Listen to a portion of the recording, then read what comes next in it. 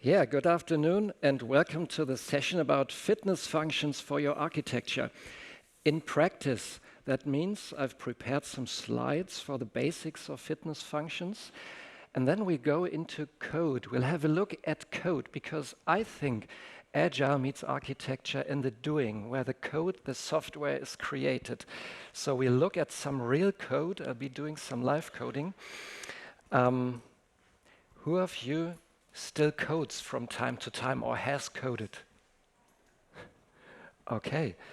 Who does no coding at all? Just a few. Don't be scared. I promise I try to be slow enough and it should be easy enough to understand what we're doing here. And still I think code is a good way to grasp what fitness functions are all about. All right. Let's stay with the Agile part of Agile meets architecture. Whenever there's some topic related to Agile, you can bet, you can almost be sure that there's a comic strip by Comic Agile about that topic. And this is true for fitness functions as well. We don't have to go into the details here because you'll see this exact comic tomorrow afternoon in the closing keynote, and you'll see all the details there. It just gives us a good definition of fitness functions. Fitness functions provide an objective integrity assessment of some desired characteristics that we, as the people doing architecture, decide which we desire, which we want, and their manual or automated checks. So that's it, some checks, manual or automated, and we assess some characteristic. All right. As you can see, there are lots of individual fitness functions over here, and because we've got only this session, this slot of time, today we're going to focus on architecture metrics. Why do I want to talk about fitness functions for architecture? This is me. I'm working as a technical agile coach for Techniker Krankenkasse in Hamburg. We're Germany's largest public health insurance company, and we care a lot about your health. And we give you also some incentives that you take care of your fitness, which is your future health. And regarding my role, I'm concerned with our journey towards agility and continuous everything, and coding and testing, and with architectural styles that support this way of developing and delivering software. And so I thought it would be a good fit to talk about fitness functions for architectures today. Now, fitness functions, what are they and why should we be using them? We've heard about that already today. There are changes to your code. Change is inevitable. And changes to your code base means changes to your architecture, because at least parts of your architecture are expressed in your code. And the question is, are these changes good? Like in a way that we intended them to be, like the direction is the right direction that they're going? Or are these changes rather accidental changes, like one team going in the one direction, the other team in the other direction, and they may be even contradicting themselves? The problem is with accidental changes comes accidental complexity. And this accidental complexity can lead to a situation where you can't change your system anymore. And you have to do a big bang or anything like this to get the system going again, maybe rewrite it from scratch. Or are your changes guided? Like we have a path, we have an idea in which direction we want to go. We know in which direction to go. We can divert a little to the left and right, do some experiments, see where our architecture might be going, and then we can adjust that direction. But at least all the teams know in which direction we're heading. Well, fitness functions are about the latter. And if you say, oh, well, I remember last year, yes, fitness functions are an important part of evolutionary architectures.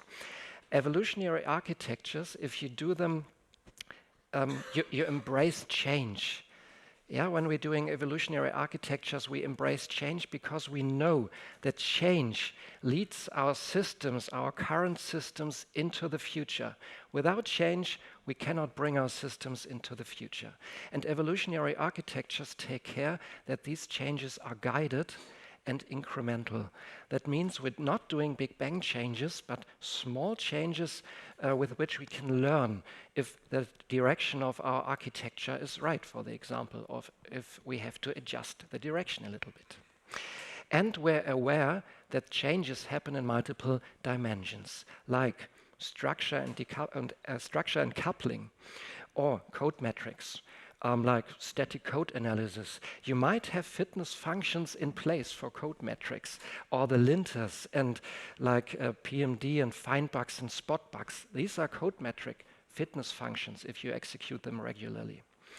We've got fitness functions in the dimension of security and performance. And since we're in the cloud age, maybe you want to consider runtime cost of your cloud development, and many, many dimensions more. Fitness functions are kind of a shield, a protection, that we can do these guided changes safely, that we're guided and that we know when we divert too much from the direction that we intend. There are too many dimensions to take care of all of them today. So today we're going to have a look at one dimension, and that is structure. If you don't care about structure, it deteriorates, it decays. You might still be under the illusion that there is enough structure, but maybe you don't see the cracks and you don't see the imminent collapse of the structure. So let's take care about structure, and that often means taking care about dependencies too, of dependencies between parts of those structures. And I'll show you 4 examples of common structures and the dependencies between them, and we'll see, I think, 2 of them in code. The most general structure is modules and components in general. Some things you group together, and other things you put together in another group. And we, as the people doing architecture, decide that maybe we want dependencies from one module to another module, and we don't want dependencies from the other module to the first module.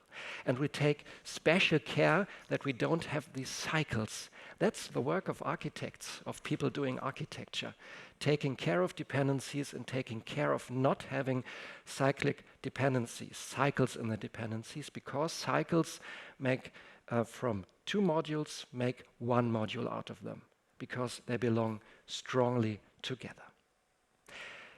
I think the most well-known structure is layers. Most of you are coding, so you will know layers like backend and frontend. And the most common dependencies between them are from top to bottom. There are exceptions to the rule or relaxations to this rule, but it's generally from top to bottom. Then we've got verticals, slices. If you're doing some domain-based approach to your software development, you'll have domains or bounded contexts, and you slice your system into smaller parts. And I haven't displayed any dependencies here because we cannot say what dependencies we want. It's your decision which dependencies are good and which are not. The only thing you must take care of, not to have cycles in your dependencies again. All right, and the last example are inside and outside structures, like rings. And they take care that the inside is protected from the outside world that we cannot control. We can control the inside, but not the outside. So we do the communication or the adaptation to the outside world via adapters. And this might be counterintuitive, dependencies go from outside to inside, that the stable things inside do not depend on the things outside that we cannot control. These are just 4 examples of structures, 4 important ones, and neither of them is wrong or better than the other. They must fit to the context that they're using them in. And often it's not one structure or the other structure, often it's a combination of them. For example, we'll have those verticals, and inside those verticals we have layers, or inside those verticals we have an inside and outside structure. It's your choice, it's your decision which structures make sense for your system. And you might have different structures in different parts of your system. Yeah, for example, if we've got these slices, the domain-based approach, we could have layers in one part and the inside-outside structure in the other part. Now, we've seen 4 examples, and we will see 2 of the structures with 2 tools in practice. I promised you we'll have a look at some concrete code, and the 2 tools that I chose are ArchUnit and jMolecules. ArchUnit is a library that we can write rules in. We can write rules about dependencies in our code and about properties of our code. ArchUnit is available for Java and .NET, and I'm using it here because Java is my comfort zone, and that's pretty important for me if you do some live coding. So you can use it for different languages. I'll be using it with Java today. And jMolecules or xMolecules, the xMolecules project, is a different approach. We're not going to write rules in it. We're just going to declare this is the front end, this is the back end, and then please use the rule that's common to this architectural style. xMolecules is available in Java, .NET, and I think PHP. So if you're doing any of the languages, you can try these tools. And again, these are just examples of possible tools. All right, then let's do a live demo. I'll make it larger in a moment. All right, and this is a first for me, because I'm using a plugin that I haven't used live before, so please bear with me if not everything is displayed correctly the first time. Now, we're going to look at some general dependencies. Oops, sorry. Let's look at this. Okay. I'm sorry that I don't use the shortcuts here, but they just don't work today. Now, this is the first structure that we just saw. We can write a fitness function that checks these dependencies between the 2 modules or packages, as Java might call them. And we'll see that we allow dependencies from module B to module A. And we won't allow dependencies from module A to B to avoid cycles. All right? Now, let's write this modules in Java code. I'm using these folders or directories here that we have the examples in different folders. And let me just create a Java package. It's just a folder, and we can think of it as a module. So let's call it package A, and then we need package B.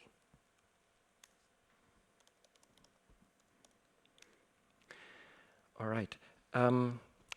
If you're a Java coder, I think I'll break some Java coding best practices today to make it easier to understand. But if I'd stick to the Java best practices, it might be harder to read if you don't do Java. All right, now we've got the 2 modules. And now let's put something in, some code. And that's classes in the Java case. And again, I call them class A, say A1. And another class A2, just that you get the idea. We can put different things in this module. We can do in this module whatever we want. And I write a different class here, that's B1, and another one, that's B2. All right, now let's have a look what we want to achieve. And now I split it right. There it is.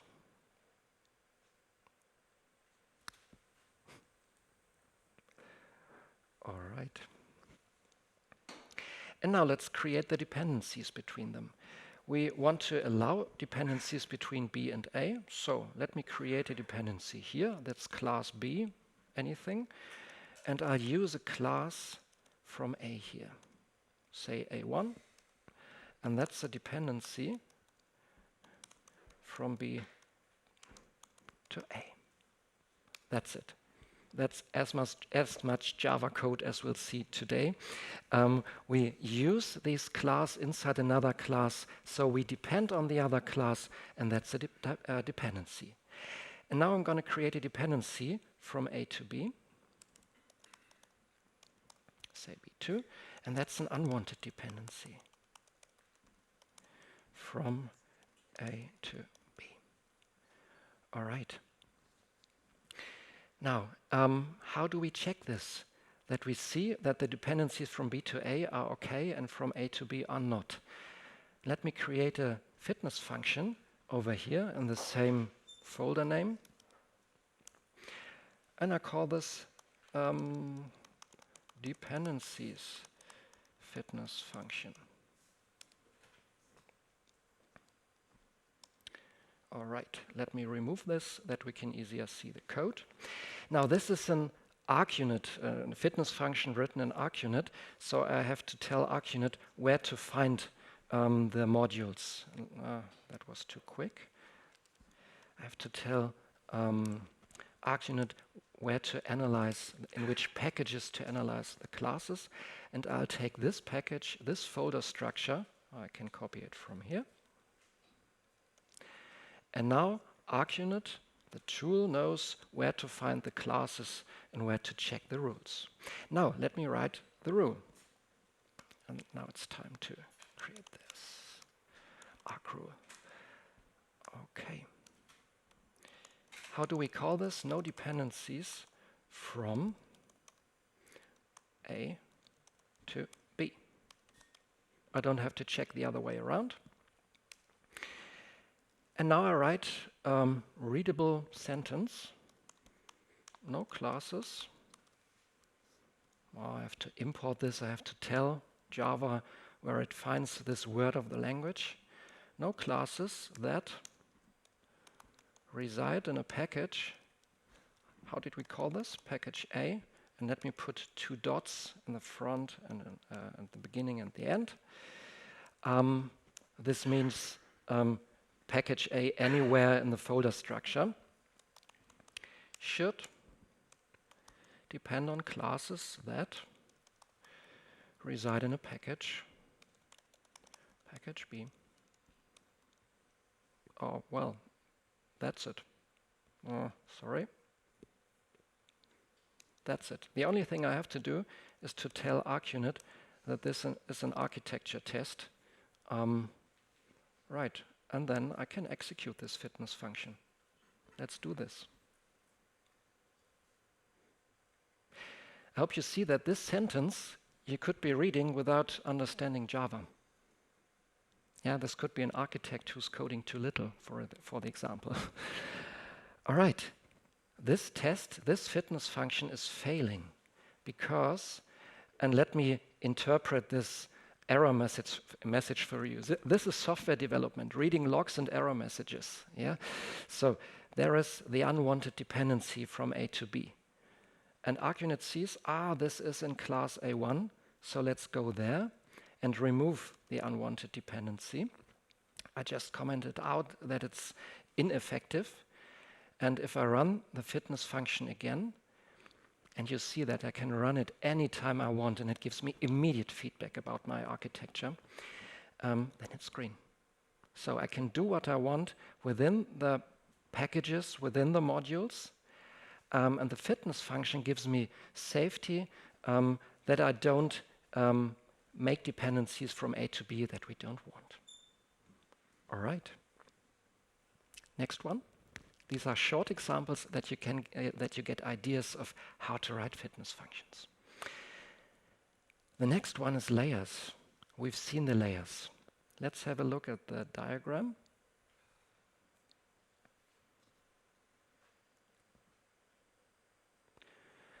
And I'll show you just 3 different styles of writing those fitness functions today. Yeah, just that you get an idea. I've brought with me 4 of the layers, like user interface, application, domain, and infrastructure. We want top to bottom dependencies, and we won't allow dependencies from bottom to top. Now, if you wonder why I've put A, B, C, D in front, I want this ordering in the code from top to bottom. It's ordered alphabetically, and I wouldn't get this ordering without the prefixes, so please bear with me that there's A, B, C, D in front. Let me create some classes in it, like UI class, and you know this game already.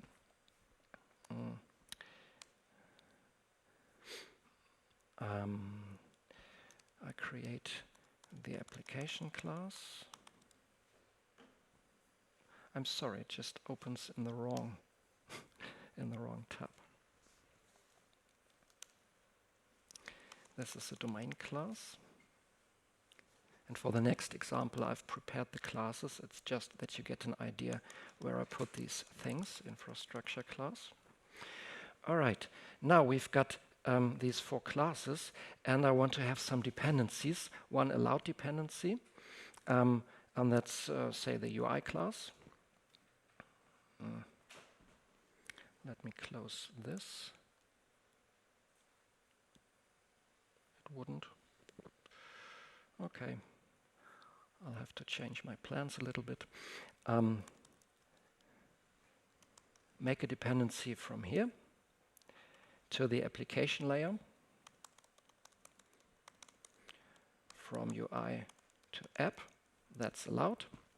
And we make an unwanted dependency, and that's over there. We make an unwanted dependency from infrastructure to domain.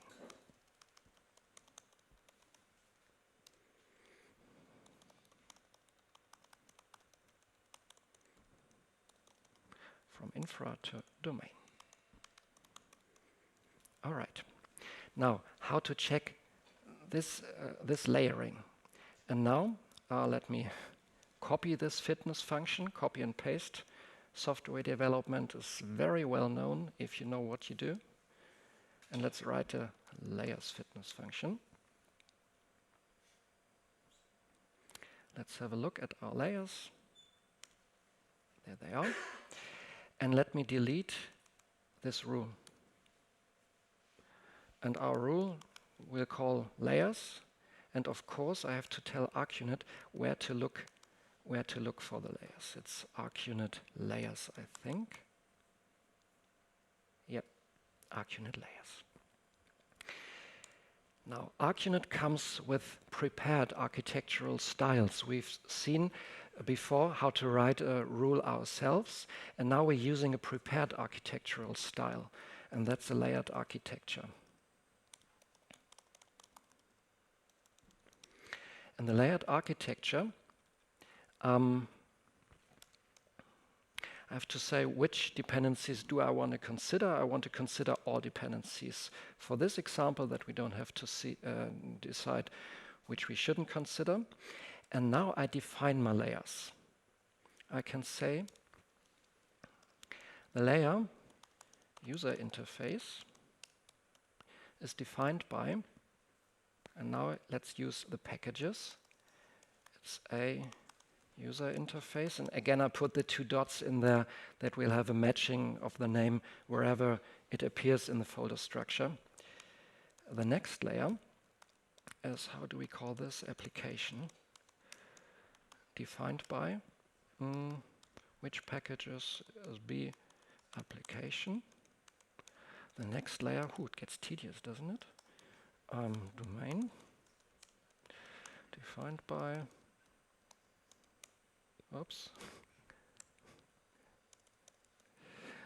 C domain.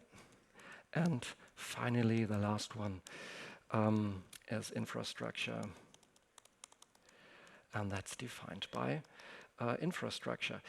You see, software development isn't that hard at all. It's a lot of repetition. And it definitely gets tedious. We'll take care of that in a moment. But this is our architectural rule. We've got the layered architecture, and we've got the layers defined. Now we've got to tell ArchUnit what to check. Where layer user interface may not be accessed by any layer. Have a look over there. The user interface isn't accessed at all. Where layer application may accessed only by layers, user interface. Now, where layer, this is error prone, this typing. May only be accessed by layers, domain by application. But we'll have some rules in place that check for our architecture, infrastructure, Hopefully it wouldn't work if I made a mistake. Maybe accessed by domain. All right, so this is a whole fitness function for this layered structure, this layered architecture. Now let's check it. I think we've just saw I prepared two dependencies, one that's okay and one that we don't want.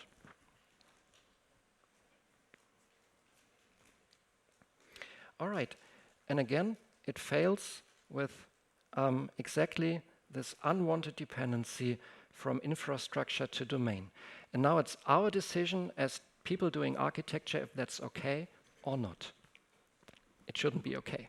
Yeah, so we shouldn't relax this fitness function, this rule, but we can decide whenever this one fails, we can talk developers and architects if it's okay, or that is if we should relax our fitness functions, or if we have to change our architecture or implementation of the architecture. All right, it works, but as you see, it becomes tedious. Now let's have a look, and this will be the final example, at jMolecules.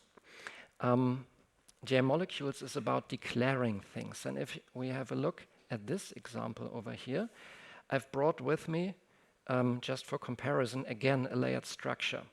There are other possibilities like these rings and so on. ArchUnit and jMolecules can check lots of different styles, but I think the layered architecture might be easiest to understand. So it looks pretty similar. It's just called differently. It's called frontend and services and entities and database persistence. And so I would have to change my rule just for all the names that have changed. And this is error prone. I don't want to do this. So why not just declare what's what and let jMolecules do the rest? So I can just tag this module, this layer, with, say, frontend or user interface. And in Java, we're going to do this by a special file that's called package info. And again, let me just close this. Okay. And now I can put a label, a tag on this, and say, this is the interface layer, where the user interface resides. And of course, I've got one file here for the label interface layer. This is in Java called an annotation, like a label. And I could have several hundred classes in here. Wouldn't be that good idea, but I could have as many as I like. And now we're just going to tag all the other layers. Like this is the application layer.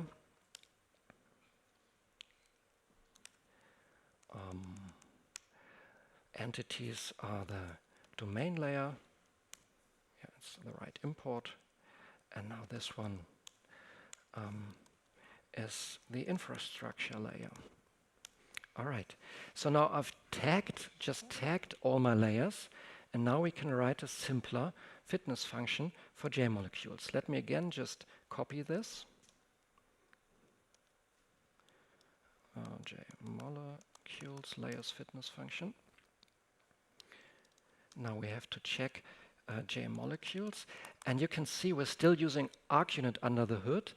jMolecules can use different tools under the hood, and we're still using ArchUnit, that it's easier to compare. And now I've got, again, this layers arc rule. I've deleted all these tedious lines here. And now we're using jMolecules, and jMolecules comes with prepared architecture rules. And I just say ensure layering, maybe ensure layering strict, and that's it. So it doesn't matter how your packages, your modules, your layers are called. We just declare them to be in the layer, and then jMolecules can check if we violate these architectural style. And jMolecules comes with onion, hexagonal, DDD concepts, CQRS, event-driven systems. You get different architectural elements to make the architecture in your code evident. We see now in our code that this package is a layer in our architecture. All right, this one fails with 2 warnings. There's an unwanted dependency. We don't take care of that one. But there's a non-strict dependency. And this one is a little bit about architecture, why it's a different diagram, because we could say, we could allow non-strict dependencies not to the next layer, but to any layer down, from top to any layer downwards. And if I want to allow this, and this is a more relaxed style, I would just say ensure layering. And there we are. It will still fail because there were 2 violations, but now it should fail with only 1 violation. All right, there's only this one field where there's the unwanted dependency from database to entities. All right. Now, you've seen 3 examples with 2 tools as examples of fitness functions. All right. Now, let's go for a short wrap-up. Why is all this about agility? Joshua Krajewski was last year standing here and introducing his book, Joy of Agility. And he's collected some definitions of agile, which I like really much. And we've seen Kevlin talking about this definition from one of the dictionaries. Being agile means being able to move quick with ease and grace. Yes, agility is about speed, but speed under control. And that's exactly what fitness functions give you. They give you some controls that you can change your architecture at the speed that you desire. And they give you some safety by fast feedback loops that you still have your direction, even if you're moving quite fast at fast pace, but you have some sort of guidance, some form of control. Fast continuous feedback loops, that's a tautology, at least in my world. Feedback loops should be always continuous, but let's emphasize this here. You might have such a built-in deployment pipeline in place. Yeah, who has such pipelines in place? Most of you. All right. There's the development team, and they're writing automated tests, hopefully, unit tests among them. And they get fast feedback on their local machines. They can run the unit tests on their local machines. And at the latest, from the continuous integration build, like a Jenkins server, or GitLab, or GitHub pipelines, they get feedback from the continuous integration build if their automated tests, their unit tests, are still passing. Unit tests are for the domain. And like unit tests for the domain are fitness functions for your architecture. Fitness functions are like unit tests for your architecture. And as we've seen, the developers, the development team can execute those fitness functions on their local machine, and they get immediate feedback at the latest from the continuous integration build. And that's what makes them pretty continuous and allow for agile software development. Now, who writes those fitness functions? I haven't talked about architects yet, have I? So, there are the architects. And architects are the ones who usually define those paths. Remember that one from the very beginning? It's the path, the direction that's defined where all the teams should go, which direction we should be heading. It's not constraining too much. Good fitness functions allow for some freedom to explore, but they give us guidance. And architects define those paths, those directions. But they have to collaborate intensely with the developers to check if the fitness functions are still valid, if they still make sense, or if we have to adapt those fitness functions. And they must talk to the developers, they must collaborate, that the developers understand why certain fitness functions are in place. That architecture becomes a skill for everyone, not just for the architects, although they are usually the ones who define the fitness function. I've had teams who wrote the actual fitness function themselves, but architects defined in which direction to go. Now, we've seen lots of tools, including the build pipelines, and there are more than just ArchUnit and jMolecules. There's a Spring Monolith, a framework for you to build modular monoliths. There's Structure 101 or Sonograph and many, many more, which can give you fast feedback and immediate and continuous feedback in your pipelines. But the more important aspect of fitness functions is the why. Why do you have certain fitness functions in place? Make sure everyone understands why you need certain fitness functions and why they are there. Otherwise, fitness functions would just be a corset, a constraint, which doesn't make sense and which you wouldn't like. Make sure everyone understands why you have these fitness functions. Then you can have good discussions where to develop them from here. Short wrap-up. Fitness functions, they keep your architecture evolvable because they offer some guidance, some direction in which to develop the architecture, and they offer us some protection against accidental changes, against accidental complexity. That's what kills most projects in the long term. And what I like about them very much is that fitness functions foster architecture as a team sport, because developers and architects have to talk regularly about architecture, about the fitness function. The architect becomes a role of moderating, of facilitating architecture, and architecture becomes a skill for everyone.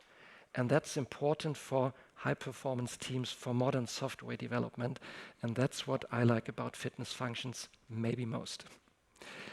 So, fitness functions, they are a solid foundation for evolutionary architectures, and they help teams to do continuous software development, that is agile software development, and I think it's a pretty good match, especially since we're here at Agile Meets Architecture.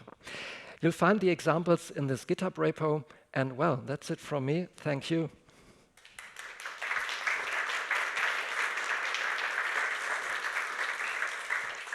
And we have some time, yeah? We still have a little time. And so I want to start with a question from Mark, which has 4 upvotes, so it's pretty much the most interesting one, obviously. Being able to check structure in a single application is great.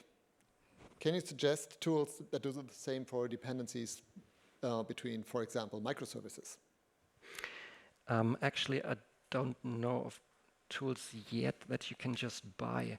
The dependencies between microservices, I would check differently.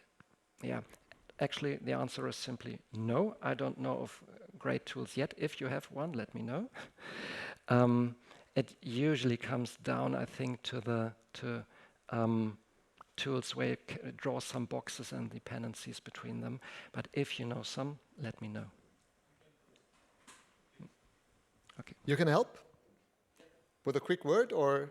We use fitness functions for microservices. Okay, so actually there are people using fitness functions for microservices already. So maybe stand up so that everyone can see you, and okay. Maybe you find each other in the break. Let's talk afterwards. If it's a tool that you can buy, you can, of course, do fitness functions for microservices and the communication between them. You can write those fitness functions. I just don't know if there's a tool that you can buy to manage microservices, a zoo of microservices. But let's talk afterwards. Thanks. Cool. Next one. How different do you find fitness functions from SLOs, operational characteristics? Are they similar in nature from your point of view, or are they completely different kinds of beasts? I think they focus on something differently, on operations and on the architecture, on the development, where to develop your code base, your architecture into the future. Operational metrics tell you what your system is about now. Yeah, we look at those, what your system is doing right now in operations, and the fitness functions tell you if your system will be maintainable, changeable, functioning in the future. So I think that's a different focus. Okay. One last question. which just came in. Writing fitness functions, as per the example, seems very localized. And you mentioned, that's not exactly what's written here, but you mentioned in your last slide that you have these overarching fitness functions. So how do you do that? How do you scale this effort? I think that's a similar question, how to write fitness functions between systems, between microservices. You will know how these services communicate, and I think you can write fitness functions for the communication between those systems. And still you have to do it yourselves. You cannot buy fitness functions. That's an important aspect of fitness functions. You write them because you decide what's important. And if you have many systems talking together, you write these fitness functions for the communication between them. I think that's the best answer I can give in this short time. Okay, cool. Come to me afterwards and we'll talk about it more. Thank you. Talking about time, you can find Thomas around for today, tomorrow. How long will he be here? Till tomorrow afternoon when Luxian gives his closing keynote about Comic Agile. And it was great fun last year. I'm sure it will be great fun this year again. So you can find him all the time till the end of the conference. Talk to him, ask questions. Please also use the slider to give feedback. Very much appreciated. And all I have to say is, once again, thank you, Thomas. Thanks for hosting me.